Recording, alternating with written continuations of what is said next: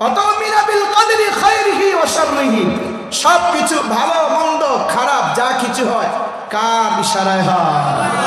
জেনে বলে না কার? একমাত্র আল্লাহ। আরেকটা আছে শিরক বিল আফআল, এমন কিছু কর্মকাণ্ড আছে যেগুলো করলে শিরিক হয়, ঈমান চলে যায়। যেমন নামাজেও আল্লাহর সিজদা করে, আবার পীর বাবার কাছে গিয়েও ফায়ের দরবারে পীর বাবারে সিজদা করে। আছে না? জয় বলে আছে না? মাজারে গিয়ে সিজদা করে, কবরস্থানে গিয়ে সিজদা দিয়ে পড়ে থাকে। এই ধরনের কর্মকাণ্ড দ্বারা শিরিক হয়ে যায়, ঈমান চলে যায়। এ আল্লাহ পাকের বান্দা, এই জন্য শিরিক যদি কোনো ব্যক্তি করে, শিরিক দ্বারা কত ক্ষতি জানেন? শিরিক দ্বারা কোনো ব্যক্তি যদি শিরিক করে ফেলে, আল্লাহ পাক সমস্ত গুনাহ মাফ করে, শিরকের গুনাহ কখনো মাফ করবে না।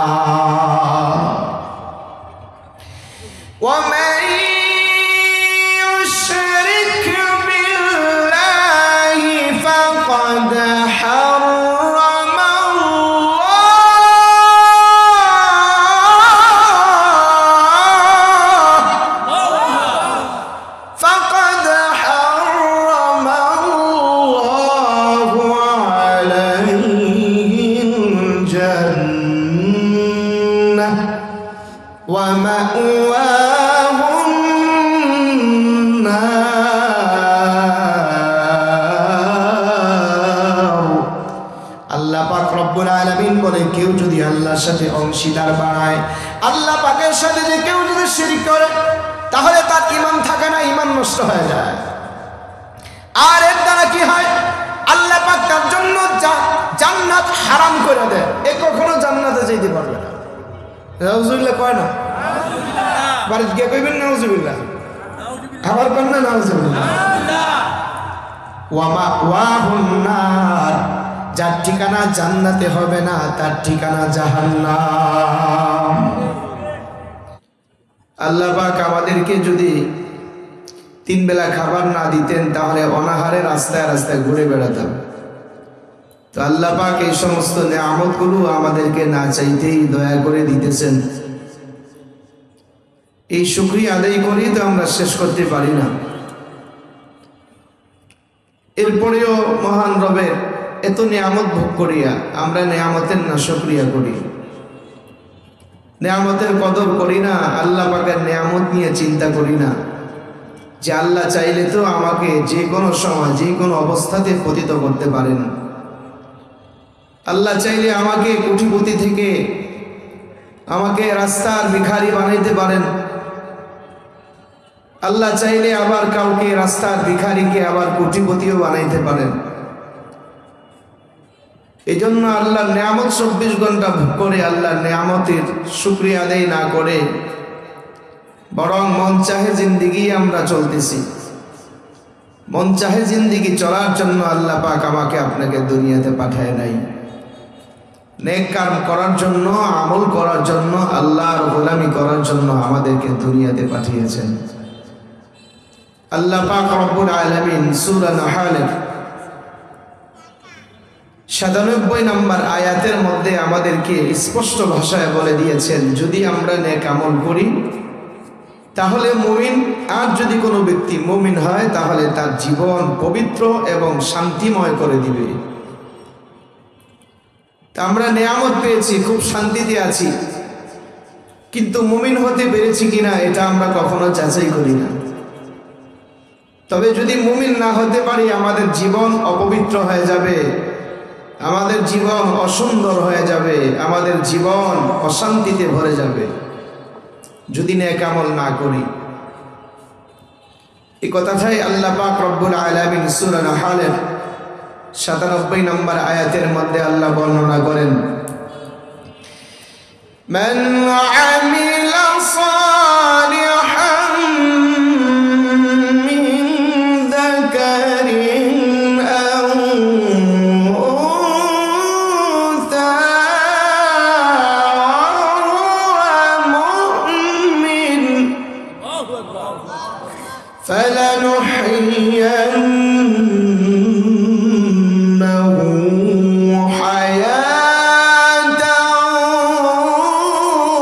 طيبة আল্লাহ পাক রব্বুল আলামিন বলেন মান আমিলা সলিহা যে ব্যক্তি নেক কাজ করবে মিন যাকারিন আও উনসা নারী এবং পুরুষদের মধ্যে ওয়া হুয়া মুমিন সে হবে মুমিন নারী এবং পুরুষদের মধ্যে যারা নেক আমল করবে আল্লাহ পাক রব্বুল আলামিন বলেন সে হলো মুসলমান আর যে মুমিন হবে মুসলমান হবে আল্লাহ পাক বলে ফালানুহাইয়ান্নাহু হায়াতান তাইয়্যিবা আমি আল্লাহ তাদের জিন্দেগিটা সুন্দর করে দিব আমি তাদের জিন্দেগিটা পবিত্রময় বানায় দিব আর কোন ব্যক্তি যদি পবিত্র হয়ে যায় তার জিন্দেগিটা যদি সুন্দর হয়ে যায় এটা তো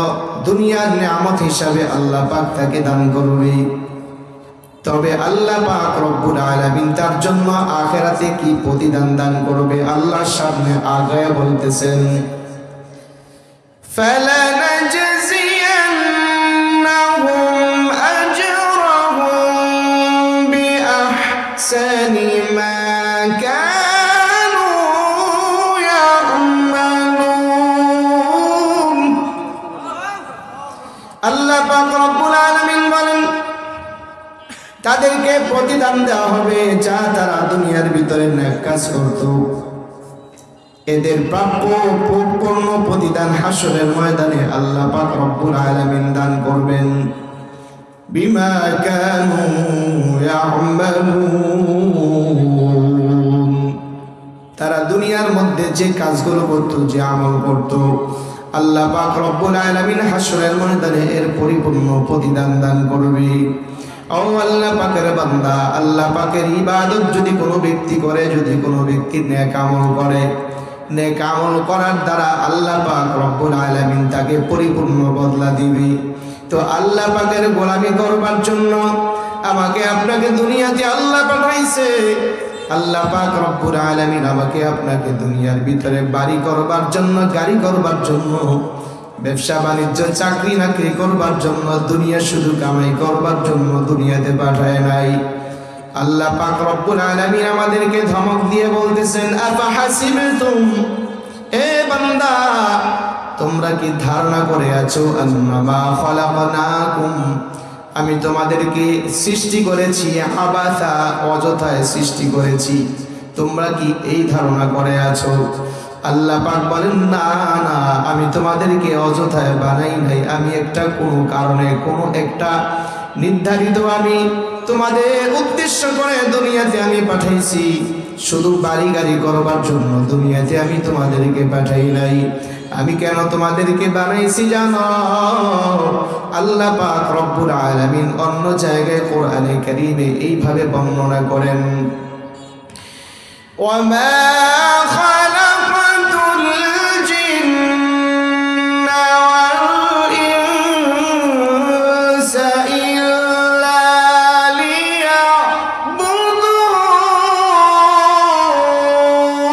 লিয়াবুদুন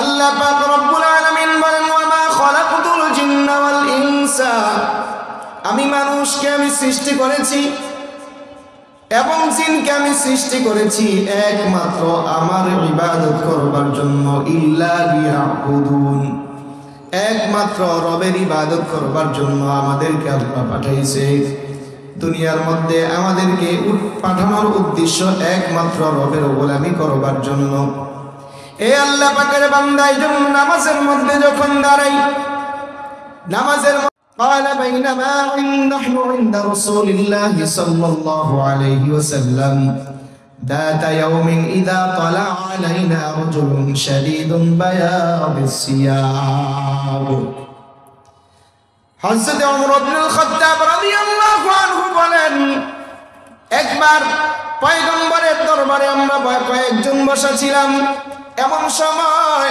আমার আপনার পয়গম্বরের কাছে একজন ব্যক্তি উপস্থিত হলো, যেই ব্যক্তির সমস্ত গায়ের কাপড়গুলা ছিল ধবধবে একবারে সাদা, সাওয়াদুশ শা'r শাদীদু সাওয়াদুশ শা'r, মাথার চুলগুলো ছিল একবারে কুচকুচে কালো, ওয়ালা ইউরা আলাইহি আথারুস সাফার, আর সেই ব্যক্তি এমন একটা অবস্থার মধ্যে এসেছে, আগেরকার যুগের মধ্যে যদি সফর করা হতো তখন দেখা যাইতো দূর থেকে আসলে তাকে দেখেই বোঝা যাইতো লোকটা অনেক দূর থেকে সফর করে আসছে। চুলের মধ্যে, দাড়ির মধ্যে, জামা কাপড়ের মধ্যে ধুলা বালি লেগে থাকতো, দেখলেই বোঝা যাইতো এই ব্যক্তি দূর থেকে সফর করে আসছে, লোকটা মুসাফির। কিন্তু আগত ব্যক্তি আসছে, তার মধ্যে সফরের কোনো চিহ্নই পাওয়া গেল না, মনে হয় যেন মাত্র সে বাড়ি থেকে বের হয়ে পয়গম্বরের কাছে আসছে। তবে কথা হলো এলাকার কেউ না, সাহাবায়ে কেরাম বলেন ওয়ালা ইয়ারিফুহু মিন্না আহাদ, আমাদের মধ্যে কেউ কাউকে চিনলাম না, এই মদিনার কিনা আমরা কেউ চিনলাম না, এলাকার কেউ তাকে চিনতে পারলাম না। তবে এই ব্যক্তিটা এসেই আল্লাহর পয়গম্বরের সাথে ভিন্ন একটা আচরণ করা শুরু করে দিয়েছে। ফাআসনাদা রুকবাতাইহি ইলা রুকবাতাইহি, তার হাঁটুটা পয়গম্বরের হাঁটুর সঙ্গে লাগায়া হাঁটু ভেঙে নামাজের মতো বসে গিয়েছে। ওয়াদা কাফাইহি আলা ফাখিরাইহি, তার দুইটা হাতকে উরুর উপরে রেখে দিয়েছে। এবার পয়গম্বরকে প্রশ্ন করে, ইয়া মুহাম্মদ আখবিরনি আনিল ইসলাম, ও পয়গম্বর আপনি আমাকে ইসলাম সম্পর্কে কিছু বলেন। ইসলাম কাকে বলা হয়, ইসলামের পরিচয়, ইসলামের সংজ্ঞা আমাকে আপনি দান করেন। আল্লাহর পয়গম্বর জনাবে মুহাম্মদুর রাসূলুল্লাহ সাল্লাল্লাহু আলাইহি ওয়াসাল্লাম এরপরে তিনি ইসলামের সংজ্ঞা দেওয়া শুরু করলেন। আন তুমিনা বিল্লাহি, আন তাশহাদা আল্লা ইলাহা ইল্লাল্লাহ ওয়া আন্না মুহাম্মাদুর রাসূলুল্লাহ ওয়া তুকিমাস সালাহ ওয়া তু'তিয়াজ যাকাহ ওয়া তাসুমা রমাদান ওয়া তাহুজ্জাল বাইত ইন ইসতাতা'তা ইলাইহি সাবিলা। পয়গম্বর বললেন, জবান দিয়ে এই কথা স্বীকার করা, জবান দিয়ে এই কথা সাক্ষ্য দেওয়া আল্লাহকে ছাড়া অন্য কোনো মাবুদ নাই, মুহাম্মাদুর রাসূলুল্লাহ সাল্লাল্লাহু আলাইহি ওয়াসাল্লাম আল্লাহ পাকের রাসূল, এই কথা সাক্ষ্য দেওয়া। আর দ্বিতীয় নম্বর হলো তাকিমাস সালাত, নামাজ আদায় করা, ওয়া তাসুমা রমাদান, রমজানের রোজা রাখা, ওয়া তু'তিয়াজ যাকাত, যাকাত প্রদান করা, ওয়া তাহুজ্জাল বাইতা ইন ইসতাতা'তা ইলাইহি সাবিলা। এরপরে পয়গম্বর বলেন, যার উপরে আল্লাহ পাক হজ ফরজ করেছেন, যার কাছে এমন টাকা জমা হয়ে গেছে সারা বছর চলার পরে, তার কাছে এমন একটা অ্যামাউন্ট, এমন একটা টাকা তার কাছে জমা হয়ে গেছে, এই ব্যক্তি এখন মক্কায় যেতে পারবে, আবার আসতে পারবে, হজের প্রত্যেকটা রুকুন সে পরিপূর্ণভাবে পালন করতে পারবে। এমন একটা টাকা যদি কারো কাছে জমা হয়ে যায়, এই মুসলমান বাড়ি করার আগে হজ ফরজ হয়ে যায়, গাড়ি করার আগে হজ ফরজ হয়ে যায়। এই আল্লাহ পাকের বান্দা, ব্যাংকিং আপনার অ্যামাউন্ট জমা হওয়ার আগে আপনার উপরে হজ ফরজ হয়ে যায়। আজকে আমরা অনেকে দেখা যায় হজ থেকে অনেকেই এতটাই দূরে, দেখা যায় আমরা 50 বছর হয়ে গেছে, 60 বছর হয়ে গেছে, বাড়ি 3টা আছে, গাড়িও আছে, ব্যবসা বাণিজ্য রমরমা চলতেছে। এই আল্লাহ পাকের বান্দা চিন্তিত করার সুযোগ হইল, কিন্তু আফসোসের বিষয় এই ব্যক্তি এখনো হজ তার নসিবে ঝুটে নাই। আসল কথা হলো হজের মর্ম, হজের গুরুত্বই তার ভিতরে নেই, ঠিক না বেঠিক? ইসলাম যার ভিতরে আছে তার মধ্যে 5টা গুণ থাকতে হয়। ইসলাম যার ভিতরে আছে তার ভিতরে কয় গুণ রাখতে হয়? সবার বলতে হবে আমি মুসলমান কিনা, আমার ভিতরে এটা যাচাই করবার জন্য আমাকে 5টা গুণ আমাকে যাচাই করতে হবে। এই 5টা গুণ আমার আপনার ভিতরে আছে কিনা, 5টা গুণ যদি আমার আপনার ভিতরে থাকে তাহলে মনে করতে হবে আমার ভিতরে মুসলমানিত্ব আছে। আর 5টা গুণ যদি না থাকে তাহলে মনে করব আমি মুসলমানের কাতারে নাই। আমার নাম মুসলমান হইতে পারে, আমি মুসলিম হইতে পারি, আমি আব্দুল করিম হইতে পারি, আমি আব্দুর রহিম হইতে পারি, আমি আব্দুল করিম হইতে পারি। এ মুসলমানের দল, যদি আমি 5 ওয়াক্ত নামাজও পড়ি, আমাকে যদি সমাজের মধ্যে মুসলমানের সমাজেও বসবাস করি, কিন্তু 5টা গুণ যার ভিতরে পরিপূর্ণভাবে থাকবে না সে মুসলমানের কাতারে থাকবে না। এ মুসলমানের দল, 1 নম্বর হলো ঈমান, 2 নম্বর হলো নামাজ, 3 নম্বর হলো যাকাত, 4 নম্বর হলো রমজানের রোজা, আর 5ম নম্বর হলো হজ, যার উপরে আল্লাহ পাক হজটা করার মতো তৌফিক দিয়েছে। এই 5টা গুণ যার ভিতরে থাকবে তার ভিতরে ইসলাম আছে। পয়গম্বর এইভাবে যখন আগত ব্যক্তিকে ইসলামের পরিচয় দান করলেন, ওই লোকটা বলল সাদাকতা, আপনি সত্য বলেছেন। ফাআজিবনা লাহু ইয়াসআলুহু ওয়া ইউসাদ্দিকুহু। উপস্থিত সাহাবায়ে কেরাম তার এই প্রশ্নের, তার বাচন ভঙ্গি দেখিয়া, তার আচরণ দেখিয়া সাহাবায়ে কেরাম আশ্চর্য হয়ে গেছে। আরে লোকটা অপরিচিত, আবার তাকে কেউ চিনলাম না। এরপরে পয়গম্বরের হাঁটুর সাথে হাঁটু মিশায়া বসছে, নামাজের সুরতে বসিয়া তার উরুর উপরে, রানের উপরে 2টা হাত রাখছে। পয়গম্বরকে ইসলাম সম্পর্কে প্রশ্ন করেছে, আল্লাহর পয়গম্বর জবাব দিয়েছে 5টা বিষয়ে। এরপরে বলল আপনি সত্য বলেছেন। এই আচরণগুলো দেখিয়া সাহাবায়ে কেরাম সবাই আশ্চর্য হয়ে গেছে। এরপরে আবার তিনি ক্ষান্ত হয় নাই, পয়গম্বরকে আবার আরেকটা প্রশ্ন করল, ইয়া মুহাম্মদ আখবিরনি আনিল ঈমান।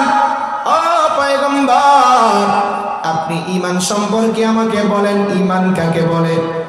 তখন পয়গম্বর এরপরে ঈমানের পরিচয় আল্লাহর পয়গম্বর জিবরাইলকে আগত ব্যক্তিকে, এরপরে তিনি আবার ঈমানের পরিচয় দেওয়া শুরু করলেন।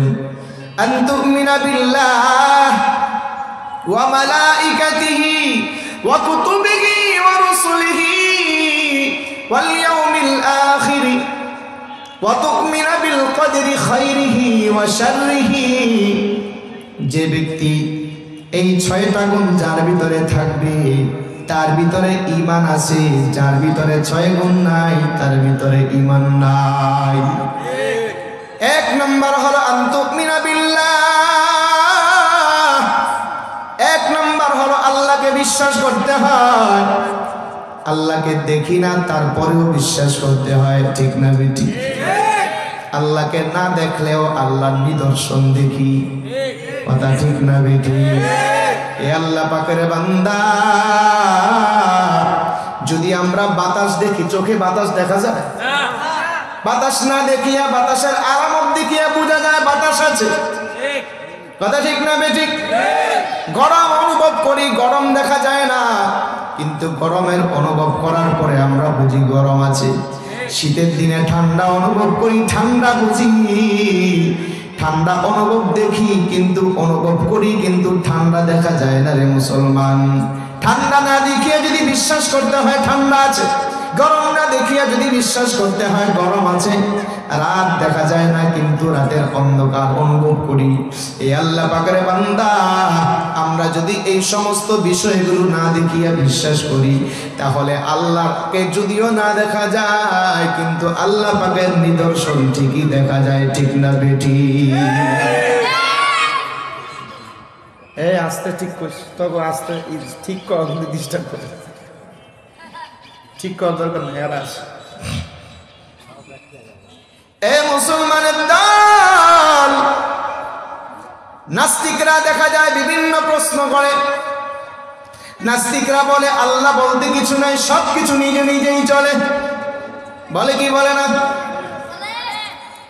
দুনিয়াটা নিজে নিজেই চলতেছে, দুনিয়াটা নিজে নিজেই চলতেছে, এটা নাস্তিকদের একটা থিওরি। কিন্তু মনে রাখতে হবে রে মুসলমান, যেই নাস্তিকরা বলে এই নাস্তিকের মধ্যে অনেক দেখা যায় গবেষক আছে, বিজ্ঞানী আছে, তারা দেখা যায় অনেক কিছু গবেষণা করিয়া নিজেরা বানিয়েছে। আরে তোমাদের গবেষণা করিয়া যেই সমস্ত পণ্যগুলো, যেই সমস্ত আধুনিক প্রযুক্তিগুলো আমাদের সামনে তুলে দিয়েছো, এগুলো তো নিজে নিজে চলতে পারে না। দেখবেন সব কিছু চালানোর পিছনে একজন ড্রাইভারের দরকার হয়, অথবা দেখা যায় রিমোটের মাধ্যমে এগুলো পরিচালনা করা হয়। রিমোটের ছাড়া যদি নিজে নিজে না চলতে পারে, রোবট যদি সে নিজে নিজে না চলতে পারে, বিমান যদি নিজে নিজে না চলতে পারে, রকেট যদি নিজে নিজে না চলতে পারে, এর যদি চালানোর একজনের পিছন দরকার হয়, তো মনে রাখতে হবে গোটা পৃথিবীটা এইভাবেই চলে না, তার পিছনে একজন চালানেওয়ালা আছে। কথা ঠিক না বেঠি? নাস্তিকদের একটা কথা হলো, এই যে প্রাকৃতিক বিষয় সবকিছু নিজে নিজেই চলে, চালানোর পিছনে কেউ নাই। আজ থেকে প্রায় 1000 বছর পূর্বে তাবিঈদের মধ্যে থেকে একজন ইমাম ছিল, আমাদের সবচেয়ে বড় ইমাম,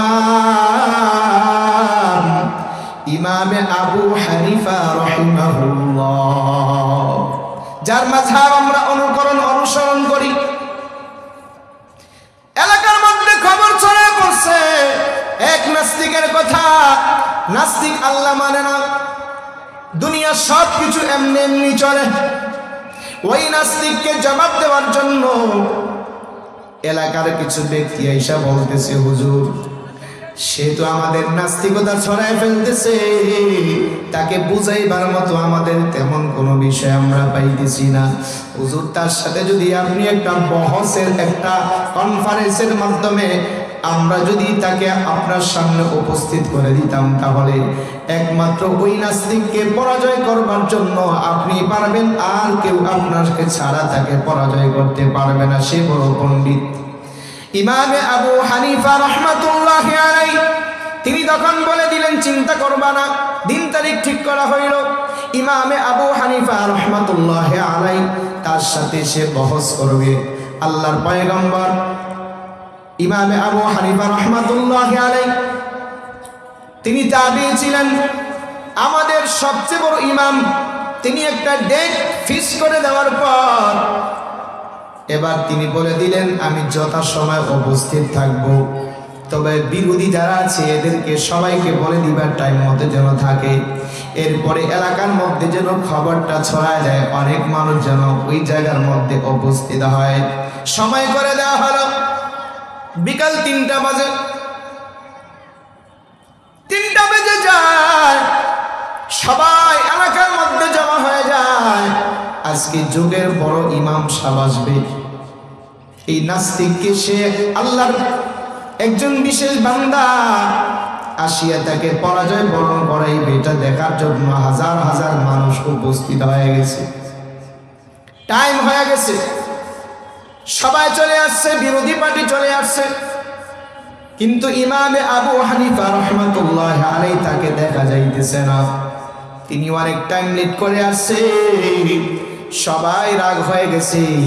আর ওই এক পর্যায়ে বলা বলিও শুরু হয়ে গেছে, ইমাম সাহেব আসবে না।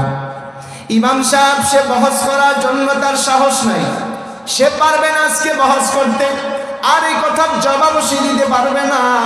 এই জন্য ইমাম সাহেব দেরি করে আসতেছে। এটা মাঠের মধ্যে ছড়ায় গেছে। মনে করেন 3টা টাইম, ইমাম সাহেব 3:30টায় আসছে, আধা ঘন্টা লেট করে আসছে। সেই ইমাম সাহেব তিনি তাড়াহুড়া করিয়া জুতা হাতে নিয়ে স্টেজের মধ্যে উঠে গেছে। এরপরে বলতেছে, প্রিয় উপস্থিতি, আমি একটু লেট করে ফেলেছি, সেই জন্য তোমাদের কাছে আমি ক্ষমা প্রার্থী। তবে আমি কেন দেরি করে আসছি জানো? আমি একটা মহা মুসিবতে পড়ে গেছিলাম, আসতে রাস্তায় আমার দেরি হয়ে গেছে। অনেকে দেখবেন প্রধান অতিথি অথবা প্রধান বক্তাকে দাওয়াত দেওয়া হয়, অনেক সময় টাইম মতো আসতে পারে না, রাস্তায় জ্যাম লেগে যায়, ঠিক না বেটি? গত বছর এরকম একটা জ্যামে আমি পড়ছিলাম। 16 ডিসেম্বর আমার প্রোগ্রাম ছিল জামালপুর। আমি এশারের টাইমেও আমাদের গুলিস্তানে, এত বড় একটা লম্বা জ্যাম। ওই জামালপুর যাইতে যেতে আমার সময় লেগে গেছে প্রায় রাতের 11:30 পৌনে 12টা। বয়ান ছিল 10টা, পৌনে 2 ঘন্টা লেট করে গেছি। এই জন্য রাস্তায় মাঝে মাঝে কিছু লেট হয়ে যায়। ইমামে আবু হানিফা রাহমাতুল্লাহি আলাইহি এমন কোন জ্যামের মধ্যে পড়ছে, আধা ঘন্টা লেট হয়ে গেছে। ওই সময় তো জ্যাম ট্রেন ছিল না। তিনি একটা কথা উপস্থিত মানুষদেরকে তিনি কৃত্রিমভাবে আলোচনা করে বোঝাইতে চাইতেছেন, শোনো, আমি আসার সময় যখন নদী পথে আমার সামনে যখন নদী পড়েছে, ওই সময় পার হবার মতো কোনো কিছু আমি পাইলাম না, কোনো কিস্তি পাইলাম না, নৌকা পাইলাম না। ওই সময় আমি নদীর পার যখন এসে গেছি, দেখি হঠাৎ করিয়া নদীর পারে একটা বিশাল বট গাছ। বট গাছটা দেখতে দেখতে নিজে নিজে সে একবারে সুন্দর করে গাছগুলো ছাটা হওয়ার পর এবার নিজেই পড়ে গেছে, নিজেই কাটা হয়ে গেছে। এরপরে নিচে পড়িয়া সুন্দরভাবে নিজে নিজে কাঠগুলো আবার দেখা যায় তক্তা হয়ে যাইতেছে। এরপরে নিজে নিজে আবার এগুলো জোড়া লাগে একটা নৌকা হয়ে গেছে। ওই নৌকাটা আমার সামনে আসছে। এবার আমি এই নৌকাতে উঠলাম, নৌকা আমাকে এরপরে নিজে নিজে চড়ায়া নিজে নিজে আমাকে নদীর ওই পারে বাড়ায় দিচ্ছে। আমাকে নদী পার করে দেওয়ার পরে এরপরে আমি আসছি। আমার নৌকা পাই নাই বিদায় নদীতে আমাকে পার হইতে দেরি হয়েছে, এই জন্য আসতে পারি নাই। ওই নাস্তিক সবার আগে বলে, এটা একটা কথা হইল? আপনার মাথাটা ঠিক আছে? কেন? কারে বিশাল বট গাছ নিজে নিজে কি পারে নাকি? নিজে নিজে তক্তা হইতে পারে আর নিজে নিজে এমনি ভাবে নৌকা হইতে পারে? নৌকা কি নিজে নিজে চলতে পারে? একে চালানোর মাঝি লাগে, কাঠ ফাড়ানোর জন্য মিস্ত্রি লাগে, এরপরে নৌকা বানাইতে একজন কাঠ মিস্ত্রি লাগে। এগুলো ছাড়া কি, এগুলো কখনো আপনার যে কথাগুলো বলতেছেন এগুলো মিথ্যা কথা ছাড়া, বানোয়াটি ছাড়া কিচ্ছু হতে পারে না। কথা ঠিক? হ্যাঁ, এটাই ঠিক। নাস্তিক বলতেছে, হ্যাঁ আপনার কথা বিশ্বাস করি না। নিজে নিজে চলতে পারে না, নিজে নিজে গাছ হইতে পারে না, নিজে নিজে ফাটতে পারে না।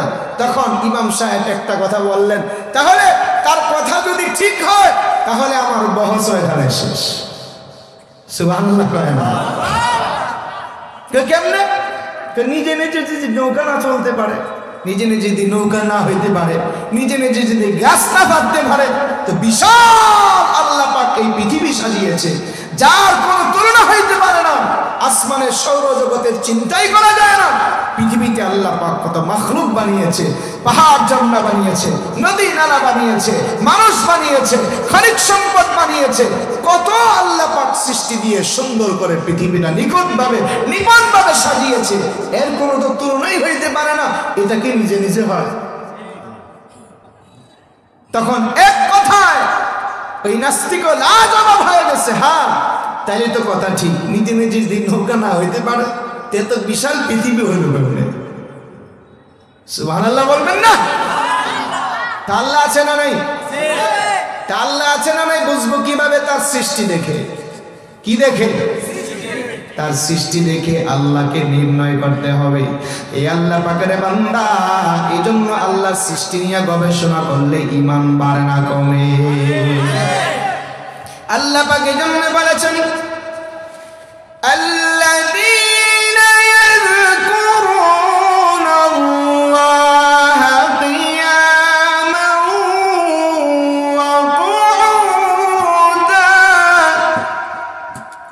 ওয়া qu'udan ওয়া আলা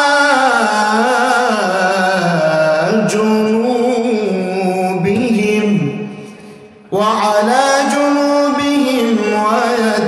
ويتفكرون في خلق السماوات والأرض ربنا ما خلقت هذا باطلا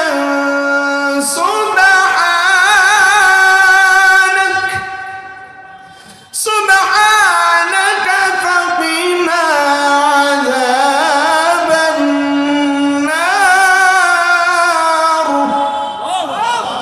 الله বলেন, الذين يذكرون الله قياما وقعودا وعلى جنوبهم, যে ব্যক্তি দাঁড়ানো অবস্থায়, বসা অবস্থায়, চলা অগ্নিভাবে শুয়া অবস্থায় আল্লাহ পাকের জিকির করে, ওয়াতাফাক্কারুনা ফি খালকিস সামাওয়াতি ওয়াল আরদ, আসমান এবং জমিন নিয়ে যে ব্যক্তি চিন্তা ফিকির করে আর বলে রব্বানা মা খালাকতা হাযা বাতিলা, আয় আল্লাহ আপনার একটা সৃষ্টি আপনি যতই বানান নাই, আল্লাহ আপনার প্রত্যেকটা সৃষ্টির পিছনে একটা নিগুড় রহস্য আছে, একটা সৃষ্টি আপনি অযথায় বানান নাই। এই কথা চিন্তা করিয়া যে ব্যক্তি বলে আয় আল্লাহ আপনি আমাদেরকে আপনার অগ্নিকুণ্ড জাহান্নাম থেকে আপনি আমাদেরকে বাঁচান, আল্লাহ পাক তাদেরকে দুনিয়ার মধ্যে বড় আল্লাহ পাক বিচক্ষণী আল্লাহ পাক জ্ঞানী বলেছে। সবচেয়ে বড় জ্ঞানী যে আল্লাহ সৃষ্টি নিয়ে চিন্তা ফিকির করে, যে আল্লাহ সৃষ্টি নিয়ে চিন্তা করে সে আল্লাহ পাককে খুঁজে পায়, যে আল্লাহ সৃষ্টি নিয়ে চিন্তা করে না সে আল্লাহকেও ওই অন্ধ খুঁজে পায় না।